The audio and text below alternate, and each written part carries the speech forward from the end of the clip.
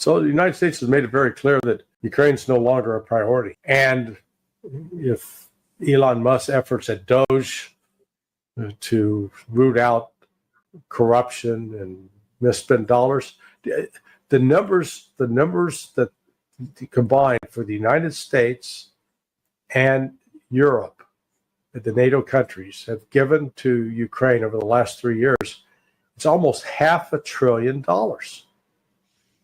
It's an incredible amount of money. Where'd it go? So, they've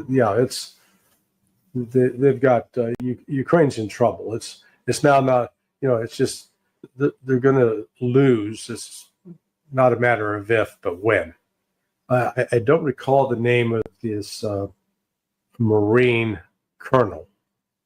He was a Brit, but then he joined the U.S. Marines, and then he was working as with one of these groups in Ukraine, and CBS, if you recall, did on 60 Minutes featured him, and then removed it from the platform. This was more than 2 years ago, and he was describing then how the equipment was being stolen, and we've seen images of people connected to Mexican drug cartels carrying javelins, anti-tank missiles.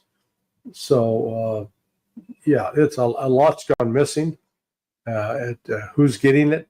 I don't know.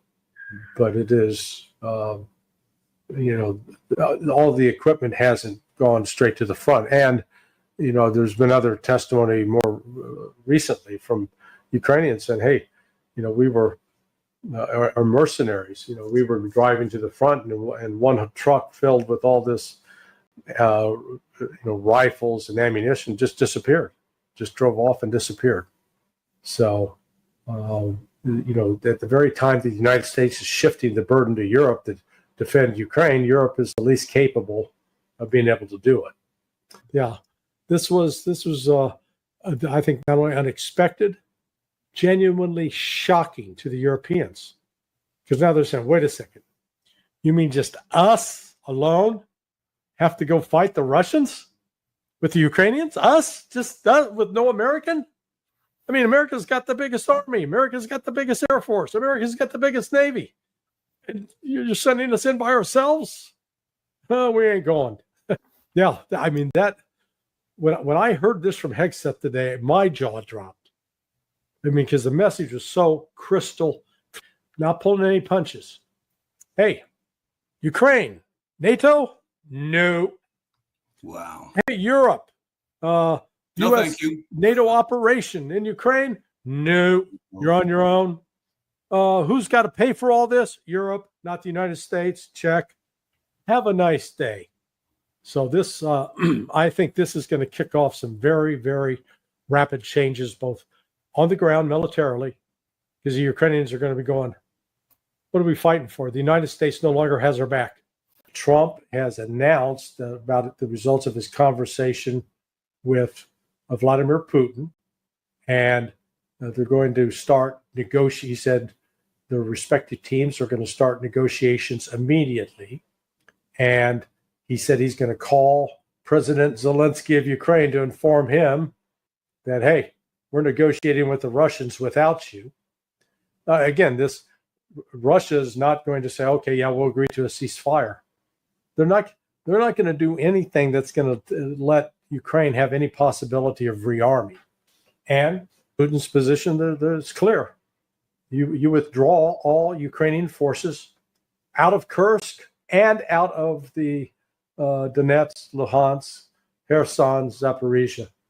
So we're looking at the United States trying to get away from the burden of shouldering what's going on in Ukraine and shifting it to the Europeans. Now that raises the question, can the Europeans handle this? The UK, Germany, and France traditionally have been sort of the big three, with Germany as the dominant power. But what has happened to Germany, partly as a result of the United States sabotaging the Nord Stream pipeline is that Germany's very weak, and its economy is in tatters, to use Ursula von der Leyen words. And similarly, France and the UK are not in a strong position at all. The party of Keir Starmer is collapsing. Right now, every country spends, they spend some money on their own national defense, and now they're going to have to spend money based to meet a NATO target. And then they want to set up a new entity that will be divorced from NATO and be strictly European. Well, then why does NATO need to exist? So what we're looking at is the start of the process that's going to bring an end to NATO. That's where I think we're headed. So the Europeans really are sort of beside themselves. They don't know what to do because Trump is a wrecking ball. It is.